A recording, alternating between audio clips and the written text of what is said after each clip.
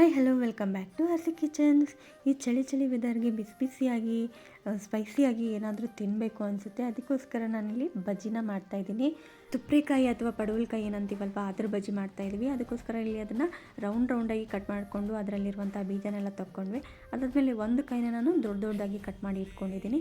ಅದಾದಮೇಲೆ ಒಂದು ಬೌಲಿಗೆ 2 ಸಣ್ಣ ಬೌಲಷ್ಟು ಹಸಿ ಕಡಲೆಬೇಳೆ ಇಟ್ಟು, ಹಾಗೆ 1 ಬೌಲಷ್ಟು ಅಕ್ಕಿ ಹಿಟ್ಟು ಹಾಕ್ಕೊಂಡು ಅದಕ್ಕೆ ಜೀರಿಗೆ ಮತ್ತು ಅಜ್ವಾನನ ಸ್ವಲ್ಪ ಕುಟ್ಬಿಟ್ಟು ಹಾಕೋತಾ ಇದ್ದೀನಿ.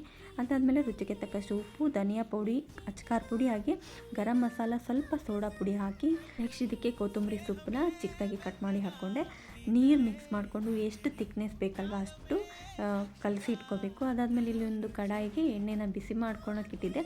ಎಣ್ಣೆ ಬಿಸಿ ಆದಮೇಲೆ ಆಗಲೇ ಕಟ್ ಮಾಡಿ ಇಟ್ಕೊಂಡಿರುವಂತಹ ಪಡವಲಕಾಯಿನ ನಾವು ಅದರಲ್ಲಿ ಹಿಟ್ಟಲ್ಲಿ ಹತ್ತಿ ಹಾಕ್ತಾಯಿದ್ದೀನಿ. ನೋಡಿ, ಎರಡೂ ಕಡೆಯೂ ಚೆನ್ನಾಗಿ ಗೋಲ್ಡನ್ ಬ್ರೌನ್ ಕಲರ್ ಬರೋವರೆಗೂ ಚೆನ್ನಾಗಿ ಫ್ರೈ ಮಾಡಬೇಕು. ಅದಾದಮೇಲೆ ಇಲ್ಲಿ ದೊಡ್ಡದಾಗಿ ಕಟ್ ಮಾಡ್ಕೊಂಡು ಇಟ್ಕೊಂಡಿದ್ನಲ್ವ ಅದನ್ನು ಹಾಕ್ಕೊಂಡು ಫ್ರೈ ಮಾಡ್ಕೊತಾ ಇದ್ದೀನಿ. ಡೀಪಾಗಿ ಫ್ರೈ ಆದಮೇಲೆ ಇದನ್ನ ಹೊರಗಡೆ ತೆಕ್ಕೊಂಡು ಸೈಡ್ ಇಟ್ಕೊಳ್ಳೋಣ. ಇದಕ್ಕೋಸ್ಕರ ನಾವು ಇನ್ನೊಂದೇನೋ ರೆಡಿ ಮಾಡ್ತಾಯಿದ್ದೀನಿ. ಅದಕ್ಕೋಸ್ಕರ ಸೌತೆಕಾಯಿ, ಕ್ಯಾರೆಟ್ ತುರಿ ಮತ್ತು ಚಿಕ್ಕದಾಗಿ ಕಟ್ ಮಾಡಿರುವಂಥ ಈರುಳ್ಳಿ, ಹಾಗೆ ಕೊತ್ತಂಬರಿ ಸೊಪ್ಪು, ಸ್ವಲ್ಪ ನಿಂಬೆಹಣ್ಣನ್ನು ಮಿಕ್ಸ್ ಮಾಡಿಕೊಂಡು ಇದರಲ್ಲಿ ಫಿಲ್ ಮಾಡ್ಕೊತಾ ಇದ್ದೀನಿ. ಇದು ಟೇಸ್ಟ್ ಸಖತ್ತಾಗಿರುತ್ತೆ. ತಿನ್ನೋಕ್ಕೆ ನೀವು ಒಮ್ಮೆ ಟ್ರೈ ಮಾಡಿ ನೋಡಿ. ನನ್ನ ಈ ಬಿಸಿಯಾಗಿರುವಂತಹ ಪಡವಲಕಾಯಿ ಬಜ್ಜಿ ನಿಮ್ಗೆ ಇಷ್ಟ ಆಗಿದ್ರೆ ಪ್ಲೀಸ್ ಲೈಕ್ ಮಾಡಿ, ಶೇರ್ ಮಾಡಿ, ಹಾಗೆ ನನ್ನ ಚಾನಲ್ನ ಸಬ್ಸ್ಕ್ರೈಬ್ ಮಾಡ್ಕೊಳ್ಳಿ. Thank you.